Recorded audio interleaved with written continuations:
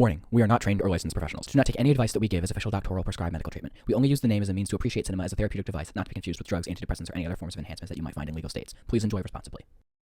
Additional disclaimer. If the film says we can say it too. So check the film rating, and that will be our episode rating.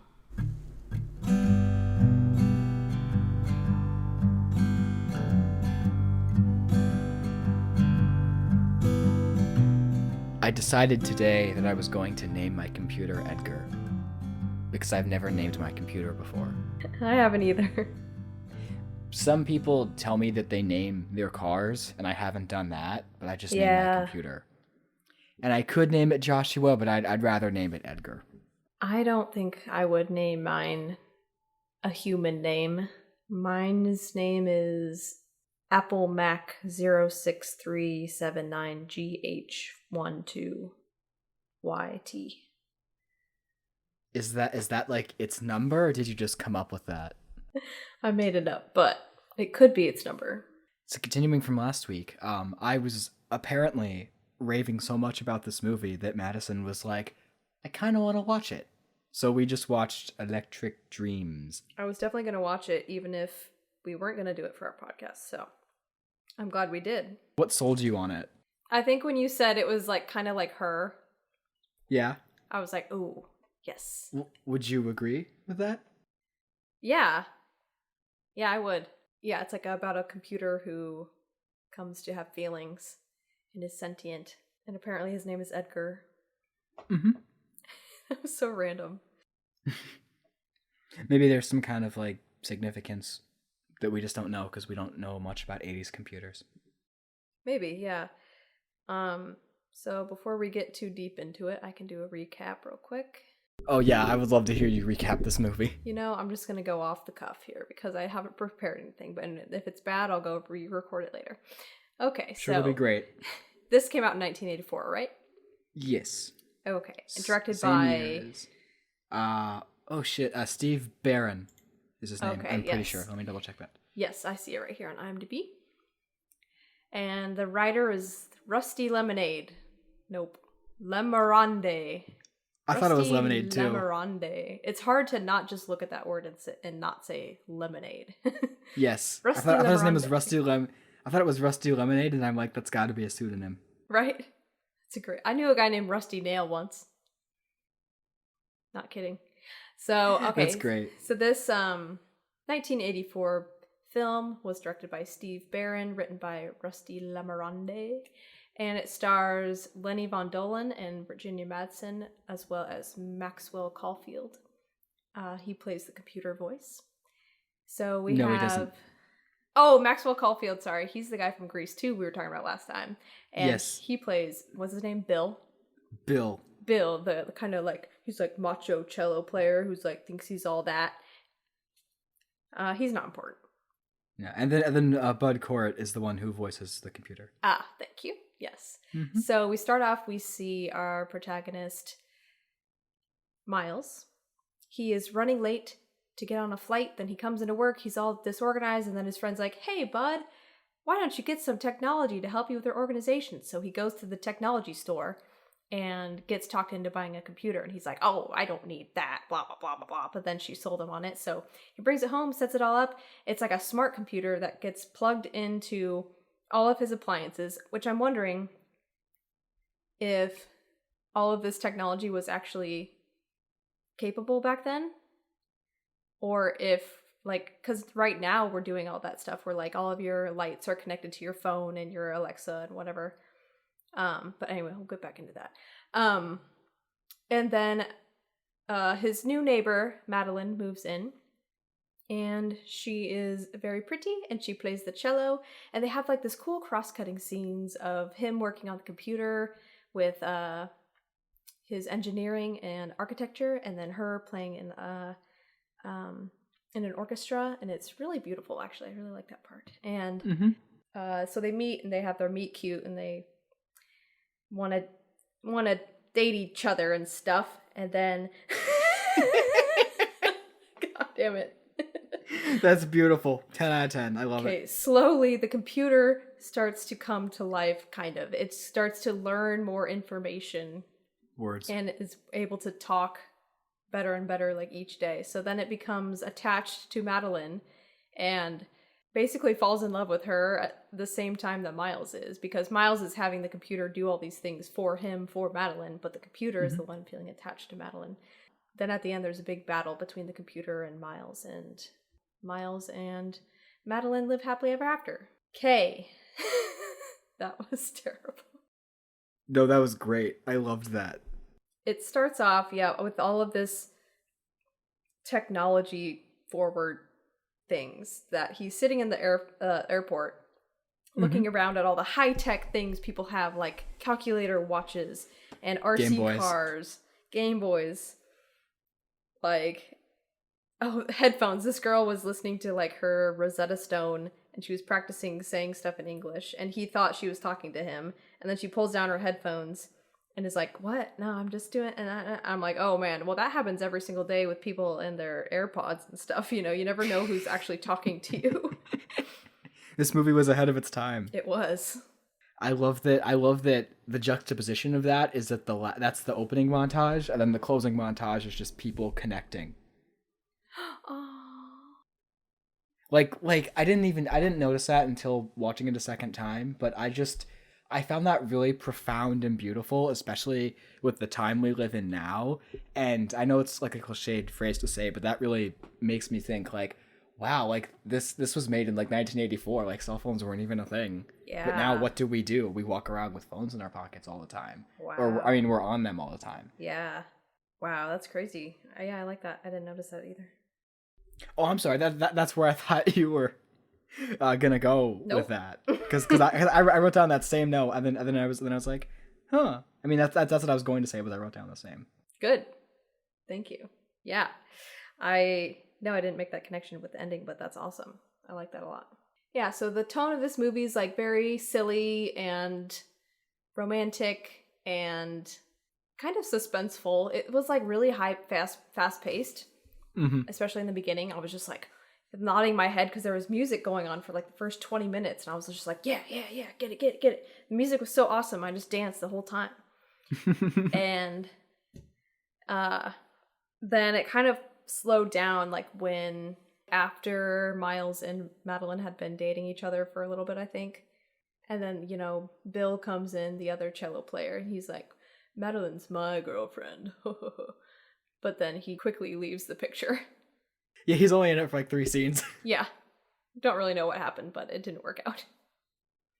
Well, he didn't care about her cello being broken, that's what. Yeah. That was so horrible. When that happened? Yeah. Or his reaction, or both. Both, I guess, yeah. When her cello gets smashed in the elevator door. And it did not rebound and open like my parents said it did in the 80s. I was hoping you would bring that up. That looked like a heavy duty door. It looked like an iron door that was just like bam. Yeah, the sound was like so like you felt it. Mm-hmm. When that scene came up, I was going to reference Halloween 2, but then I'm like, you know this is I didn't want to take away from the. I was devastated. Yes, at the time. Yes, you were. I didn't want to take away from that. She's just like carrying it around like a dead body. It was so sad. Yeah, she's literally holding it like in her arms. Yeah. Like cradling it, and it's just like so sad. It's like, She said, "It's gone." Yeah, and then Miles is like when they're waiting to go. Are they going to they're going to see a play, right? Yeah. They're in line to go see a play, and then Miles like he fumbles it a little bit, but then he makes up for it and basically says like, yeah, your cello was great, but you're the one who made it great. Mm-hmm. And it's just like, aw. Yeah. Then I was like, okay, yeah, I understand. That was really nice. I love that you're just like so in her shoes, like for that part of them. Maybe even the whole movie, but just like for those 10 minutes, like when her cello breaks, and then you're listening to like what he's telling you. Yeah. I was like, oh my god, what would have happened? Because they're so expensive.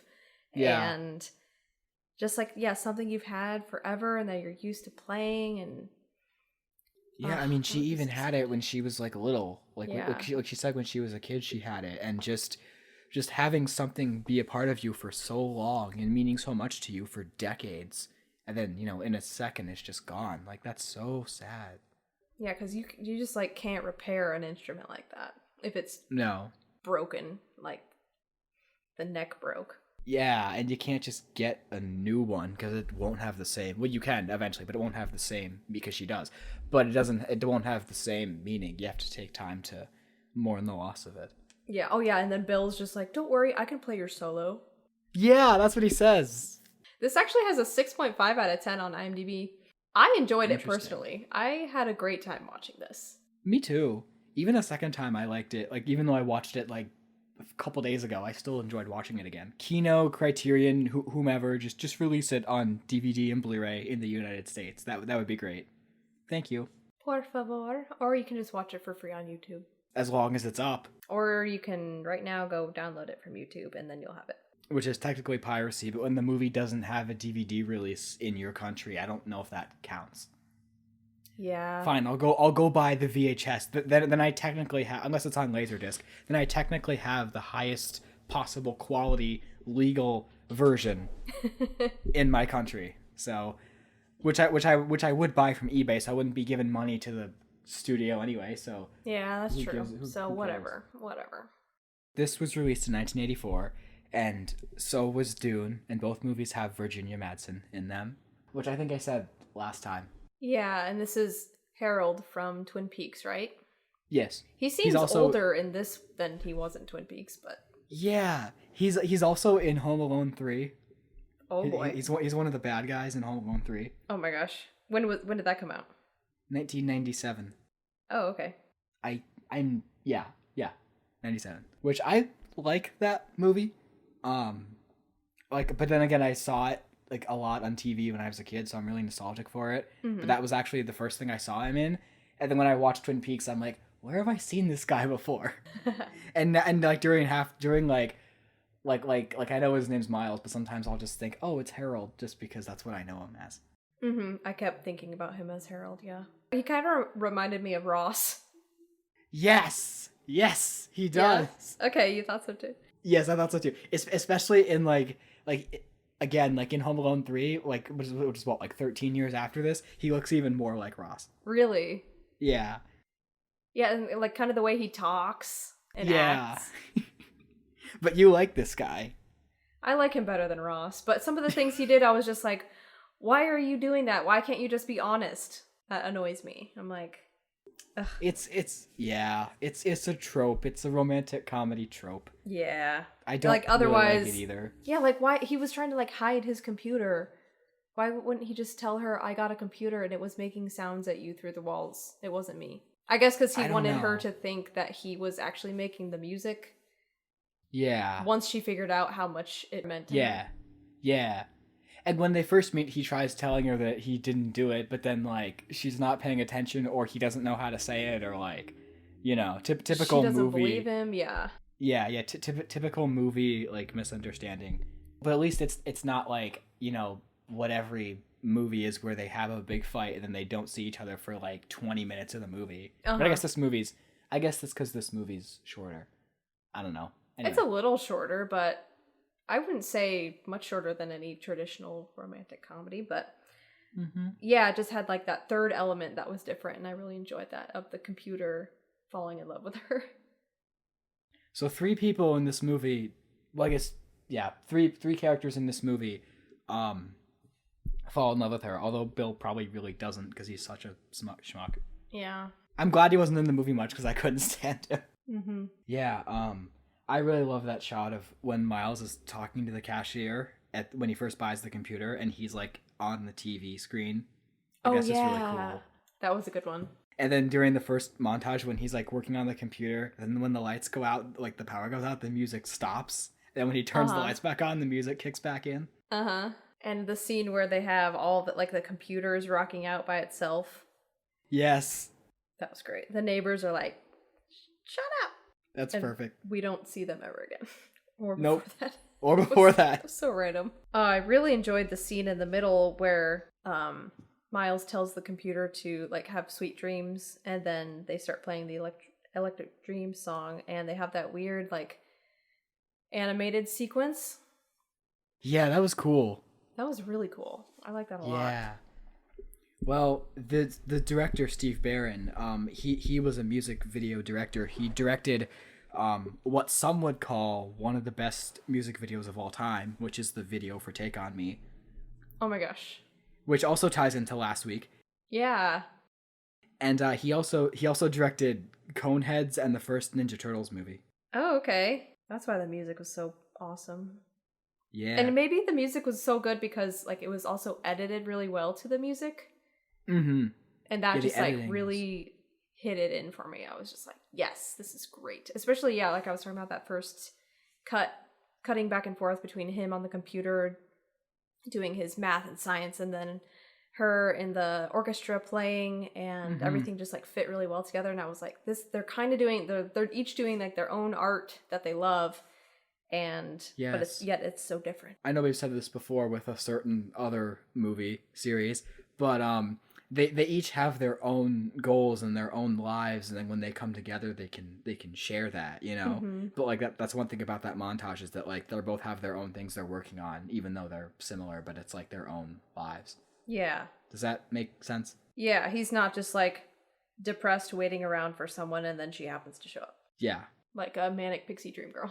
The director, Steve Barron, so Bud Cort is the name of the guy who voices the computer, Edgar, and Steve Barron didn't want him to have talk to the other actors and get to know them. So, what Bud Cort did his lines in a box on a soundstage, so like he was kept isolated, because to add to which is just kind of another behind the scenes detail. So Virginia Madsen had a crush on Lenny von Dohlen when they filmed it. And then she said that that they were head over heels for each other. And then she said nothing happened. And at this point, I admit I wanted it to happen. He's still one of my best friends. And I'm just like, aww. And then I don't think they did any other movies together, but like, I wish they had because their chemistry is really good.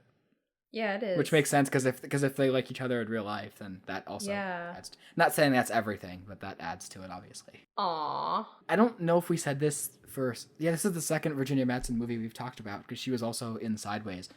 And I don't know if we said this for Sideways, but she was nominated for Best Supporting Actress. For Sideways? In that movie. Yeah. Okay. I'm sure we did, but yeah.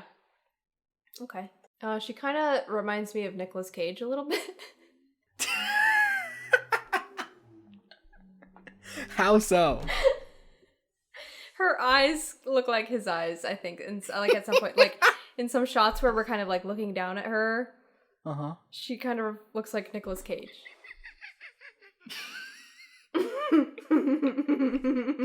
That's amazing because I love that you brought up her eyes because I was going to, but I'm like, I'll see if you do, and then you did. So that's a psychic connection right there. You're welcome. Ironically, I talked about Nicolas Cage was going to be Joel Barish initially, and then Jim Carrey, was Joel Barish. So this is really like part 2 for last week in a weird way. Speaking of Virginia Madsen's eyes, so you agree this movie, Dune also does this. Both movies have shots that focus on her eyes, like more than once. Like it happens a lot. Yeah. Plus, I think her eyes are just special. Like they just draw in, like they're her most prominent feature, I would say. So like wherever you're looking, it's kind of like her eyes are so big. She's kind of like also reminds me of like Amanda Seyfried. Amanda Seyfried. Is she the one in She's the Karen in Mean Girls. Okay. And she was just in Mank. Yeah, because you were talking about that, right? Mm-hmm. When she was in Mank. Mm-hmm. Was that her, or were you talking about somebody else that was in Mank? No, it was her. Like her skin, like they both have flawless skin, and their eyes are really big. I think Amanda's are much bigger, but they're like her most prominent features. So I think like I'm looking at this picture right now. I'm gonna send it to you. Amanda's also Becky in Twin Peaks: The Return. That's right. Which connects to this because that's a David Lynch movie, and David Lynch also directed Dune, which also features Virginia Madsen. And Twin Peaks. And Lenny Von Dohlen is also in Twin Peaks. I know. I was telling Noah this. I was like telling him about what we watched, and he's like, "Oh, were they in anything? Were any of the actors in anything?" And I was like, "Well, there's this guy from Twin Peaks and this girl from Dune." He's like, "Oh, did David Lynch direct it?" I was like, "No, but good guess." Oh my god! Imagine if David Lynch directed this. It would be quite a different movie, but it would still be great. Although we probably would have seen it already. Oh yeah, for sure. I was trying to look up to see if anyone else had made that comparison, but maybe I'll have to do a Photoshop edit of Nicolas Cage and Virginia Madsen. Well, it can go on Instagram. If you do, we'll put it on the post for this episode. I think I said last time how much I just love Virginia Madsen's eyes, so I don't need to talk about it again. But yeah, no, but I'm glad that you noticed that because when we started this movie again, like my thought was like, okay, is that just because like that's a me thing, or is that like the actual movie? And then there's shots that are like on her face, and like all you can see is like her eyes, and like her eyes like moving up or down or something. And yeah. So do you think they had like things that plugged into all your appliances that you could control from your computer in the 80s?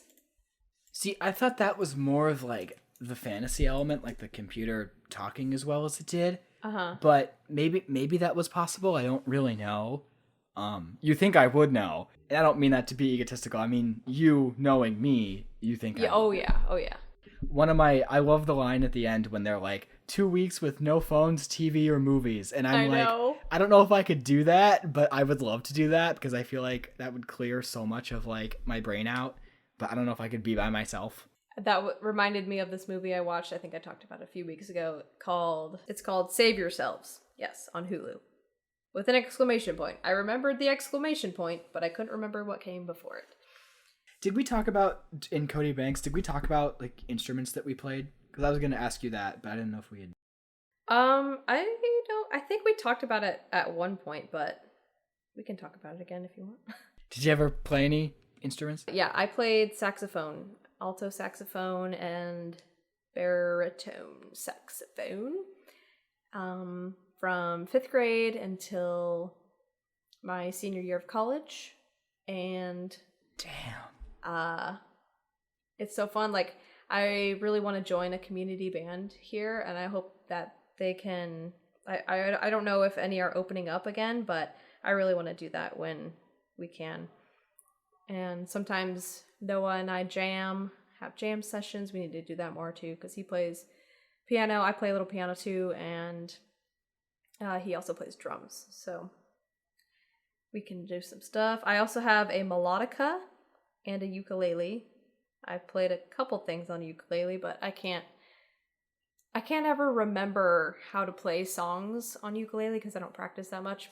So it's kind of like a struggle each time I get it out. And then my melodica is, you know, that song, the Jurassic Park theme song that's all wonky. It's like, yeah, that's melodica. Yes. And you blow through it, and it's like a keyboard thing. And so I love that. Mm-hmm. That's fun. What did you play? I played in 5th grade and in junior high. I played percussion, so drums, xylophone, all that. I wanted to do one of the woodwinds. I really wanted to do clarinet, but or something similar, but I wasn't able to do it. So, because of your lungs. Yeah. Yeah.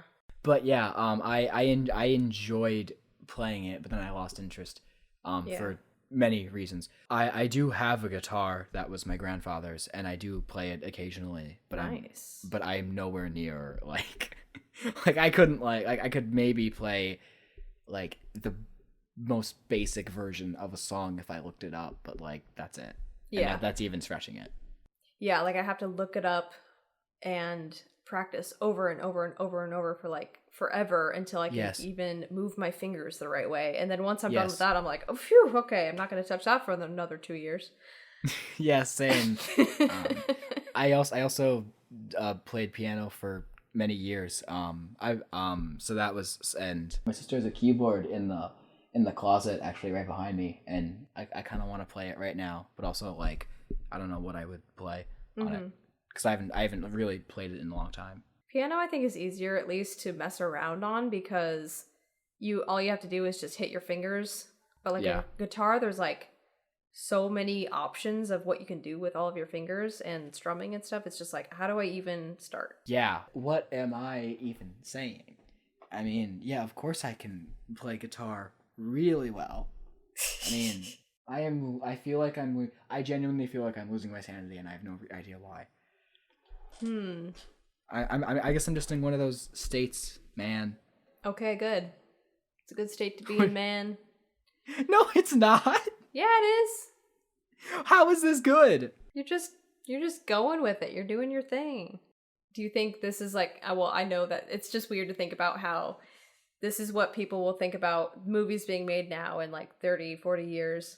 Like Minority Report. That one is going to be so funny when all of that technology really exists, you know?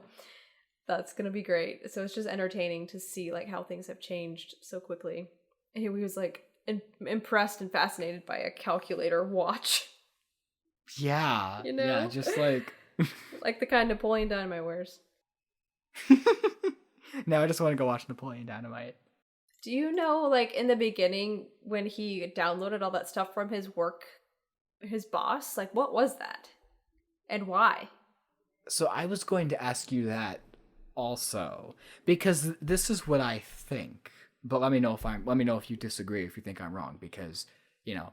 So my first thought was that's where Edgar got all the information from before, you know, that's where the first bit of information came from, even though it was an overload.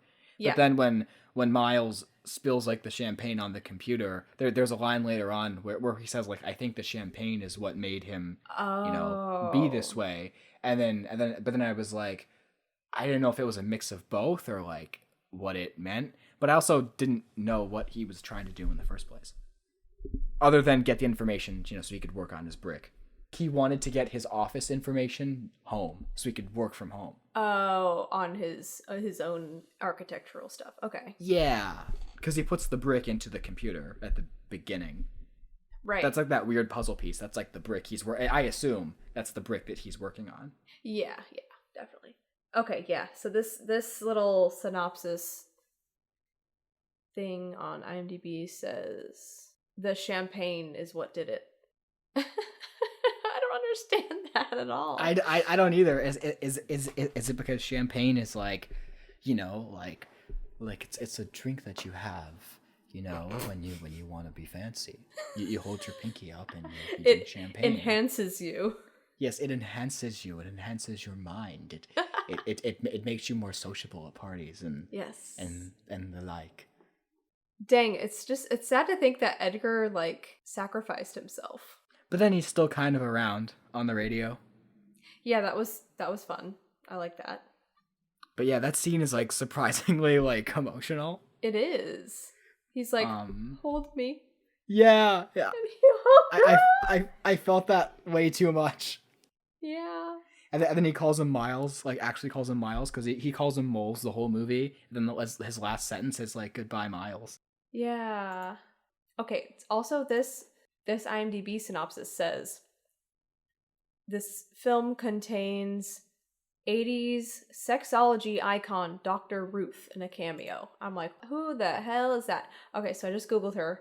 Ruth Westheimer is a German-American sex therapist, media personality, author, radio, television host, sniper, and Holocaust survivor. Was she the one on the radio when Edgar calls into the radio? Let's see. Did you say Holocaust survivor? Yeah. She's still alive, too. Dang. Wow. Oh, yeah, it's like her... She's the radio host. And then when Edgar calls in, it's her talking to... Okay. Wow. Okay. Well, did not know about Ruth Westheimer, but now I do. No. Oh, yeah. So also, the small role was played by Professor Sprout. Yes, Professor Sprout is in this movie. She came on the screen. I was like, who is that? I'm like, I'm on it. And then yeah. 30 seconds later, I'm like, it's Professor Sprout. Holy hell, man. Shit. I feel like she's in something else, too. Wait. Hold on. Wait. I'm waiting with eager anticipation. She's also in The Age of Innocence. Oh, she's in Romeo and Juliet, the Leo DiCaprio one, as the nurse. Get this, on Family Guy, she plays Right Eyeball. Oh my. Oh, she's the voice of the matchmaker in Mulan. Oh. And in Babe and Babe Pig in the City, she's the voice of Fly, which I think is a dog. Oh my gosh, and she's in Balto, she's Grandma Rosie. Have you seen that movie? I don't know if I have. Oh, dude. That's a special one for me. All right, add it to the list. We'll watch it sometime. Okay. She's also in Happy Feet and Flushed Away. She's got a good character voice, I guess. Yeah. She's in Cats and Dogs. Oh my god, we should watch that. Do you know there's 3 of them? No. I'm not kidding. There's 3 of them. The second one's called The Revenge of Kitty Galore. And then one random day, Tune and I were talking, and we found out, because the first one came out in 2001, second one 2010, then the third one 2020. No joke. We were just talking one day at random, and then we're like, there's a Cats and Dogs 3. Oh my god, really? Last year? Yeah, last year. So they're like 10 years apart. Wow. Pretty much. Okay, 9 that's years. interesting. So it's like the Before trilogy. Yeah, I was just gonna say. 9 years apart and then 10 years apart. Like what other movie franchises do that besides, the best trilogy of all time? She's also in Rugrats. Who did she play in Rugrats? Let's see. Shirley Finster. Would that be like Chucky's? Is that his mom? I mean, she's dead, but like I don't know if it was like in a flashback or something. Or maybe it's his grandma, or... Oh yeah, that's probably it too. She's in a lot of movies. Magnolia, She's in a End of ton. Days, James and the Giant Peach. She's the ant and the glowworm. That movie is so trippy. That movie's weird. I don't know if I could watch it again, honestly. There's also a Balto trilogy. Really? Yes. There's 3 Balto movies. Pig in the City, I've actually wanted to see because it's on the list of I got all the hits, which to explain that is a whole other thing. But it's like there's something somewhere where somebody makes a list of movies and Babe Pig in the City is on there. Oh, okay. And then there's 9 movies on that list and I've only seen 2 and I want to watch more of them. Oh, dang. Let's get on it. One of them is The Abyss, which I've been wanting to watch because I got it for Christmas and it's been sitting on the kitchen counter and I've been meaning to watch it, but it's like almost 3 hours, so that's why I haven't. It's hard to get up to that. But it's one of 2 James Cameron features I haven't seen, and I want to watch all his movies because I love the ones I've seen. So, yeah. Or I'm sorry, I think there's another one, but those are the 2, as Abyss and True Lies are the 2 I want to watch. There's also like Piranha 2, but like I don't give a shit about that. And then there's like Ghosts of the Abyss and like all the IMAX ones, which would be cool, but you know what I mean. You know what I mean. Like the main 7 feature films that he's done. Anyway, I don't know how we got to that, but yeah, to get back in, so this also kind of reminded me of E.T. in a way. Yeah, a little bit. He was like, I feel like I'm losing a part of myself when like the computer is dying, and like the way that the computer comes to be, it's like learning information slowly, or actually quickly, and becoming more sentient. It's kind of like E.T. Yeah. And then I was gonna ask you if you've seen the Electric Dreams show on Amazon. No, but when I first started searching for this movie, that was the first thing I found, and I didn't know. I know they're not connected now, but at first I wondered if they were. Yeah, so this is like Philip K. Dick, who wrote Blade Runner. Blade Runner, yeah. The book. Yeah, the book is has a different title, but yeah, it's the same. The book Blade Runner is based on. He has like a whole series of short stories and stuff, and that's what the series is based on. And it's kind of like Black Mirror, even though I'm sure Black Mirror was influenced a lot by Philip K. Dick, but I just kind of got, yeah, for sure. I got vibes of all of that in this movie too, and so if you haven't checked any of those shows out, I recommend them. The Electric Dream show is pretty good. I think you would like that. Probably better than Black Mirror. Black Mirror can get pretty dark sometimes. Yeah, I wanted to check out that Techno War episode that you mentioned, and I just forgot about it. Oh yeah, you have to watch that one though. That one's magical. You'll love that one. Well, yes, sit me down and I'll watch it with you. Okay. That's all I had to say about Electric Dreams. Yeah? So this is how I found out about Electric Dreams. One of my grandfathers, my other grandfather, not the one who gave me the guitar, but my other one, died recently. And one of the things that of his that I was given was his Laserdisc collection. And one of the Laserdiscs in the collection was a movie called Highlander 2 with Virginia Madsen. And then I'm like, okay, I want to watch this just because she's in it. And then there's a channel on YouTube I watch. It's a guy called Oliver Harper, and he does a lot of retrospectives on movies. And he has this fantastic British voice. And he'll talk about everything about like the marketing and the like the toys that would come out for it, and like how the movie did, and like what the plot is, and where the actors have, like what the actors' careers were like before it, or how they got picked for the movie. So I kind of skipped around on his Highlander 2 one to avoid spoilers in case I want to watch it. But when he was talking about Virginia Madsen, one of the movies he mentioned that she was in was called Electric Dreams. And I'm like, okay, what is that? And I looked it up, and just from the plot synopsis alone, I'm like, I really want to watch this movie. And then I did, and then I'm like, Maddie, I watched this great movie called Electric Dreams that's not available on DVD in the US. And then that led to us watching it and doing this episode. Yes, thank you. I would have been intrigued just by the tagline too, or the logline too. So yeah, when you started talking about it, I was like, hell yeah. Yeah, maybe someday we'll talk about Highlander 2. Yeah. Not even the first one, we just watch the second one and see if we can understand it. Oh, also because Sean Connery's in it, and I'm like, if he and Virginia Madsen are in the same scenes, that would just be great, because like... You love Sean Connery? Yeah, Sean Connery's great. Rest in peace. I have not seen like anything with him. My favorite performance of his is in Last Crusade, Indiana Jones. Oh, okay. Although he's also great in Hunt for Red October, and of course he's the original James Bond, even though those movies... the only one I've seen is Goldfinger, which is good but problematic for a certain scene. But he's still good in it, like, you know. Mm-hmm. But yeah, that's my little Sean Connery rant. Okay. Or not rant, but appraisal. Appraisal tangent. All right. So do you want to talk about what we watched this week? Sure. What did you watch this week? Nothing. I had a crazy week. I didn't have time to do anything. So, the movie I watched also as a continuation from last week. So I watched the second Mighty Ducks movie, which is called D2 for some weird reason. And it was enjoyable. It wasn't as good as the first one because the emotional center wasn't there as much, but it was still fun. Benny from The Sandlot is in it, and young Kenan Thompson is also in it. Aww. And I didn't know either of them were in it, and Kenan Thompson was the best character in the movie. Yeah. He I don't know if you've ever seen the second Mighty Ducks, but Kenan Thompson was my favorite part. But he's just great.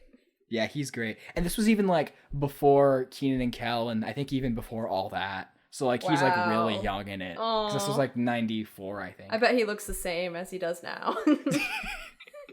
He's got such a baby face. No? No. Okay. Well, yeah, kind of. I bet he does that same little goofy smile he has. Yep. Sometime we should talk about Good Burger. Okay. Oh wait, are you serious? Yeah. All right. What if that's what we do next? We can do that next. Let's do it. It's gonna be part 3 of this trilogy, unofficial trilogy.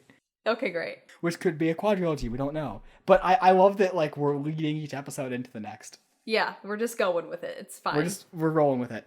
So next week we're gonna watch a Good Burger. Especially right now because we don't know what we're doing in our lives.